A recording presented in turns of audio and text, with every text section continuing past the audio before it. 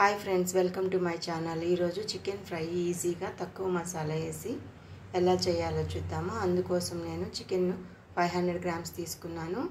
చికెన్ని బాగా నీట్గా కడిగి అందులో 1 స్పూన్ జింజర్ గార్లిక్ పేస్ట్, తగినంత ఉప్పు వేసుకోవాలి.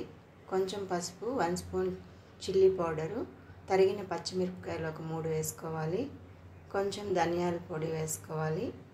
ఇప్పుడు అన్నిటిని బాగా కలుపుకొని 10 నిమిషాల పాటు ఫ్రిడ్జ్లో పెట్టుకోవాలి.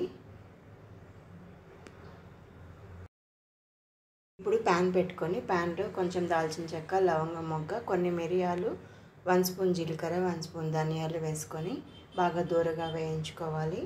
వేయించుకున్న వాటిని మిక్సీలో వేసి పొడి చేసి పెట్టుకోవాలి. అదే ప్యాన్లో ఆయిల్ వేసుకొని ఆయిల్ వేడెక్కాక మనం ముందుగా తరిగి పెట్టుకున్న ఉల్లిపాయ ముక్కలు అందులో వేసి బాగా వేయించుకోవాలి. ఉల్లిపాయలు దూరగా వేగాక మనం మ్యారినేట్ చేసి పెట్టుకున్న చికెన్ని అందులో వేసుకొని బాగా కలుపుకోవాలి.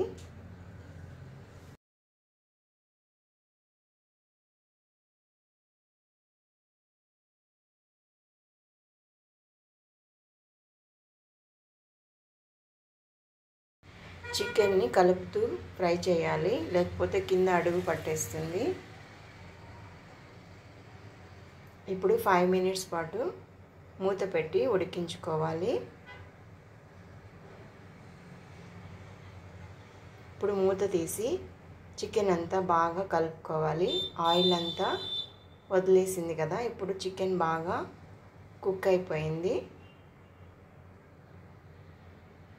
ఇప్పుడు మనము ముందుగా పొడి చేసి పెట్టుకున్న మసాలా పొడిని అందులో చల్లుకొని బాగా కలుపుకోవాలి.